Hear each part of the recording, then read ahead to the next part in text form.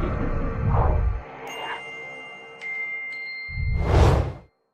lovely ladies, and welcome to the free training session 6, which is all on emotions.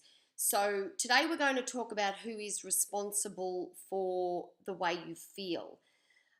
This is, once you get the concept of this and it really sinks into your head, you can do this every single day in any single situation, experience that you have in any given day, and understand exactly how to control the situation, or exactly how to control, not the situation, how to control the way you react to the situation. So today is all about trying to work out who is responsible for the way you feel. Humans, that's what we do. We feel. We seek everything in life to go towards pleasure and to avoid pain. Every single thing we do. So in order to feel that pleasure or avoid that pain, we have a bucket load of emotions going on inside.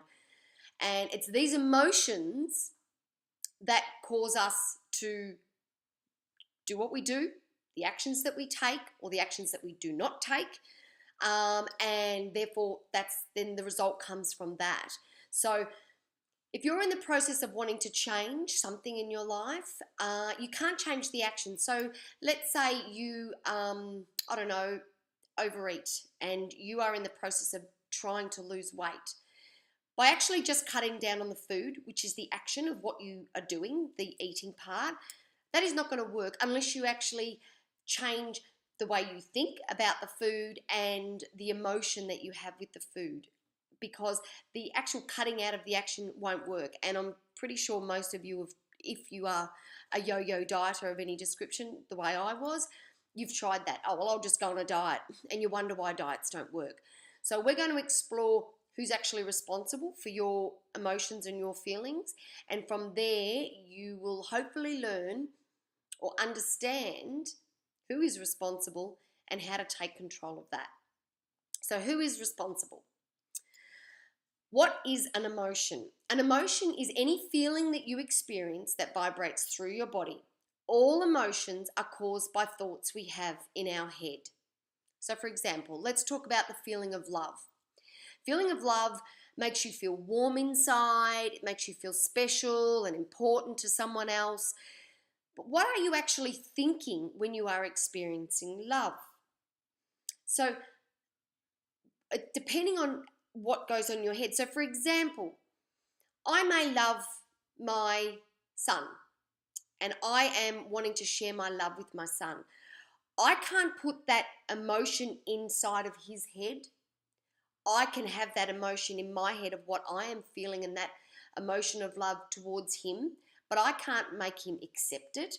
I can't make him feel it. That is up to him to feel that emotion. And it's the same the other way round.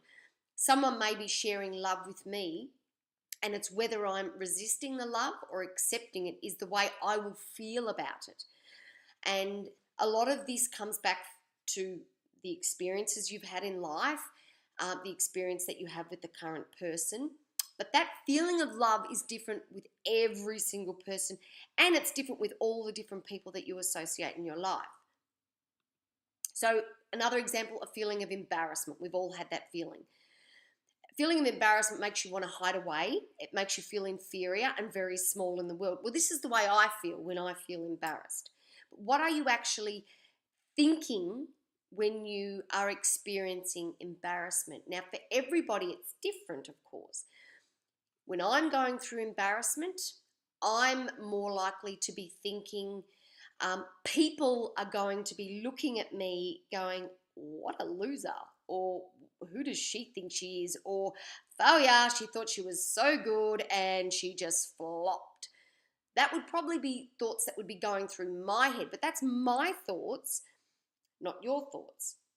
When you're experiencing embarrassment, just think about what actually goes on in your head when you're experiencing that. And then look at it the other way. When you see someone do something silly or crazy, that you can see that they're embarrassed because their face is bright red and they've shied away. But in your mind, you're thinking, oh, that's nothing. If that happened to me, if I tripped over and dropped a coffee mug on the ground, I would laugh it off, whereas some people would be extremely embarrassed in that moment. So can you understand it's the thought that's in your head that is causing that emotion, depending on what has happened, on the experience that has happened to you. But you are totally in control of the way you are feeling. So we'll go through someone else is responsible. When you believe someone else is responsible for what goes on inside you, the way you feel. If your boss told you off in front of colleagues about your performance at work, how would this experience make you feel? Now, I've just given a few emotions here. Would it make you feel insecure with your job? Would it make you feel really irritated and pissed off? How dare they? Would you just feel hurt, or would you feel embarrassed? So these are quite different emotions, and you may just feel, oh, you know what? I actually deserved it, because at the end of the day, my performance was poor. So your boss has told you off. The way you feel. So is your boss responsible for the way you feel? Well, no, your boss isn't responsible. Your boss may not have done the right thing and told you off in front of your colleagues, but that's actually an experience. That's actually what's happened. You can't change that. That's totally out of your control. What your boss does is totally out of your control. The way you react to what your boss does, the way you feel about it, is 100% in your control, and you have the choice of the way you feel. Do you feel insecure? And if you are feeling insecure, is there a reason for that insecurity? Did you deserve that? Or I shouldn't say deserve, but not to be told off in front of people, but are you not working as great as you should be? Or is your boss just in a cranky mood and this is the way they handle it? I'm not saying it's right, but is this just the way they handled it? So what actually has gone on in your mind to make you feel this way? So another thing, am I responsible for my emotions? If your partner forgot your anniversary, let's say, I'm coming up to a 20-year anniversary soon, so he better not forget it. But anyway, how would that make you feel? Would you feel depressed? Would you feel worthless? Or would you feel more resentful and really annoyed with your partner? Is your partner responsible for the way you feel because they forgot your anniversary? Well, no, they're not. You are responsible, because that's why I've listed different emotions. Your partner has not made you feel depressed. You have felt depressed because they have forgotten, and it's an action that you have no control of. You have no control whether they remember or not. You could enlighten them and let them know that it's coming up, because don't forget, you have what you believe people should do, but that doesn't mean that your partner thinks the same way, because we all think very, very differently. Do you feel worthless? Is it that your partner really does not care for you and you're feeling, well, that's just emphasized that they do not care for me, so this is why I'm feeling worthless, and therefore I'm going to be shitty for the rest of the anniversary, and I'm not going to give my partner their gift, and it results in us having a massive argument, and then that just confirms that, yes, I should be feeling worthless, because what was started out as a great day has ended up a crappy day, and it's probably my fault because, I probably didn't deserve it. This is all stuff going on in your head, mind you. This is just a scenario. Your partner is not responsible for the way you feel, your emotion. It may have been the experience that happened that is resulting in, or that has brought up these emotions, but they're not actually responsible. So the human experience is what everybody goes through. So I just want to go through the layout of what actually happens in a really quite a simplistic form, and it happens all the time, day in, day out, constantly. And this is where, by understanding this method and the way this works, it helps you understand how you can take back control of your emotions, because like I said right at the beginning, humans want to feel pleasure and want to avoid pain in everything we do.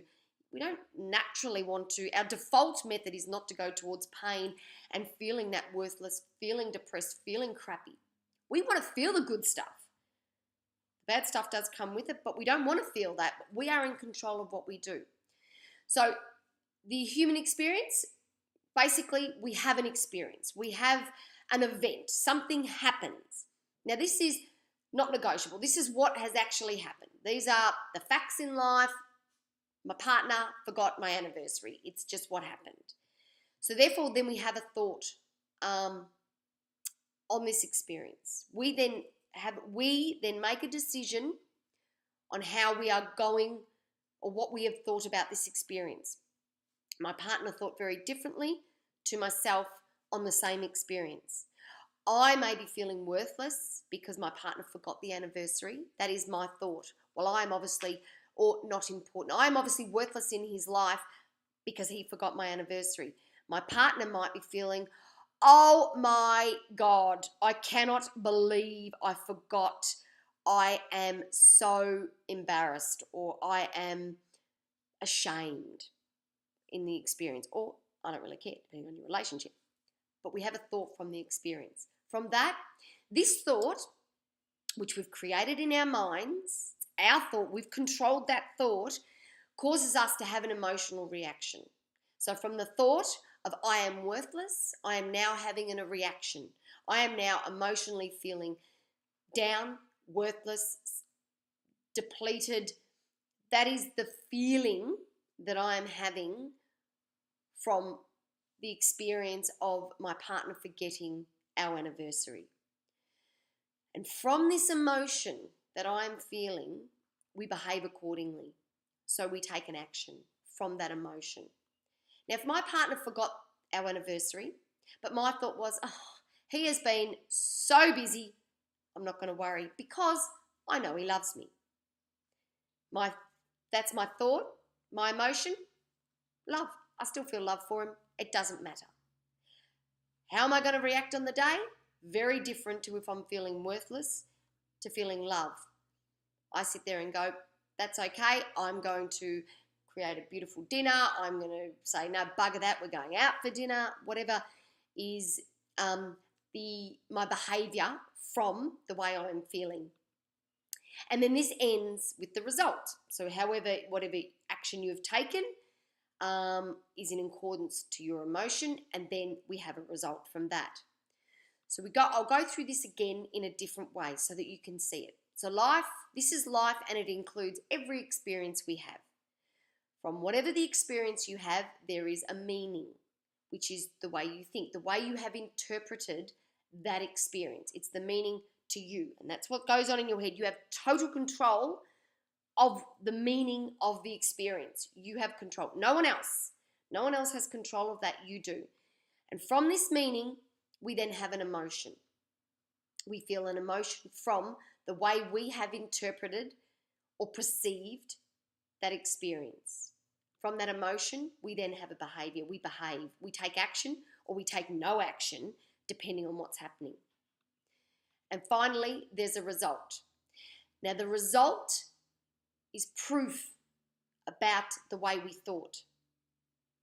So the thought, it shows how important the thought is, because by going through this cycle, the result is from your behavior, from what action or no action you've taken, just emphasize and just proves that your thought was correct. If you change that thought, which will then change that emotion, which will then change your behavior, which will then change the result, then that also confirms your thought. If you're having a negative thought, goes through the cycle, the result just proves that that negative thought was correct, like I am worthless. If I have a positive thought, you feel different, you do different things, the results are always different. It just emphasizes, okay, maybe I'm not worthless. Maybe I am deserving of this. Emotions. So we'll just go through a couple little points in here. Most people try to resist negative emotions, and we've said this before in previous slides, but by resisting negative, you are also resisting the positive. So you are pushing away the negative.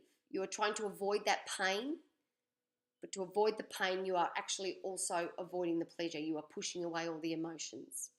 Many people are afraid that emotions will take over us, so they try to avoid them. So what that means is,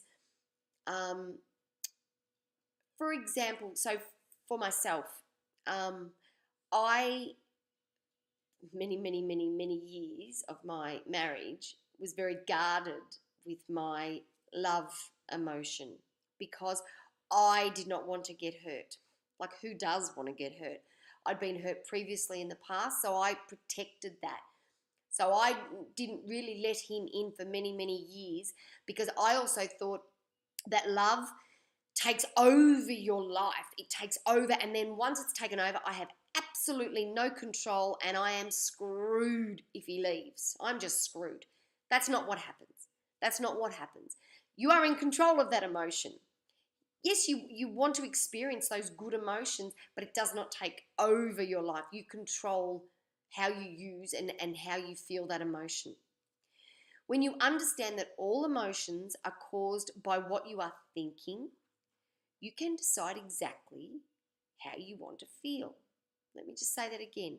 When you understand that all your emotions are caused by what you are thinking, you can decide exactly how you want to feel. No one else is responsible for how you feel. You are responsible totally. If you believe someone else is responsible for the way you feel, then you have no control in your own life and the other person has total control. Now, that is a scary thought. Think about that. Someone else has total control of you. It's your life. You actually have control of your thoughts. What goes on in there, no one else can control that thought. And that thought affects your emotions, which then affects your behavior, which then affects your results. The experience you have is true. That is not negotiable. That is not, your experience in childhood is true. It's factual. It's happened. Can't change it. Out of our control. But it is reality. It's what's happened. But spelling mistake there. But the way you think about the experience is totally optional. In a previous slide, we've done this and we talked about it in a different way. You need to think about your story in a different way. I'm not saying the story didn't happen. The story happened. The way you perceive the story. Think about the story in a different way. Your thoughts are your choice. And the results of what you get on a daily basis acts as a proof for your thoughts. So if you're going into a business and being an entrepreneur and you say, well, yes, I'm an entrepreneur and I'm fabulous and I'm going to have a great day, and that's what you're saying, but deep down you're thinking, actually, there's no way I'm going to be able to do this because really I'm not as smart as that one, or I'm not as good as that, or I'm not as talented as that. Your results will be you won't achieve what you want because deep down in your thoughts, you are not thinking that you are good enough, that you are successful enough, that you are smart enough. It's not a magic thing where you think it and you go, well, that's it. It's practice. You have to think it constantly, and often this is in our subconscious, and our subconscious, we need to bring it to the conscious. We need to bring it to the forefront so that we are aware of what we are thinking. For example, I'll go through another example. I am not smart enough. So we're in the workplace or your business, whichever way, but we'll do the workplace. I am not smart enough. That is your thought. That is your deep-seated thought. You don't walk around saying to people, I'm not smart enough. So your experience, this is the actual facts. We're going to a work meeting. Not negotiable. Your thought, I am not smart enough to be in this group. That is your thought. Simple. Your emotion, inadequacy. So when you're sitting in that meeting, you are feeling inadequate because your thought says, I am not smart enough. So your behavior in that meeting, you sit in the meeting, you say nothing, you do nothing, so no one knows that you are not smart enough because you're sitting there going, I'm embarrassed, I'm not smart enough, everybody else seems to be smarter, so I'm going to do nothing. The result? Back. Sorry, guys. Not quite sure. I touched the wrong button.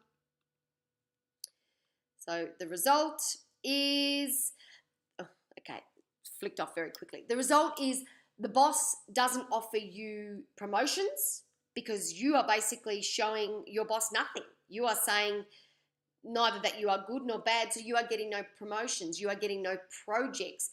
Therefore, that is emphasizing, that is proof that your thought was correct, that you are not smart enough. So do you see how that works? If you walked into the meeting going, I am smart enough, I am going to contribute, and you took those stages in a different way, you may not get the offer of a project straight away, but your boss goes, oh, actually, Natalie, I'll think of her, I might have something in mind for her. Then the results are different. Then it's proof that your thoughts are actually correct, that maybe you are doing all right. So watch this and watch this and watch. I do not have any bookwork for this one because this is all totally for you. What I would like you to do is I would like you just to write down a scenario where we start off with a thought, something that is not, that you don't believe you're good at, or it's a negative thought, something in your life, and go through those stages. Why? What's happened to make you think that way? The emotion, and see if you can change your thought and see how that cycle can actually change. I hope you've enjoyed this session. It's pretty deep, I think, because you have to take responsibility for your own stuff, really, at the end of the day. Any questions, please ask, and I will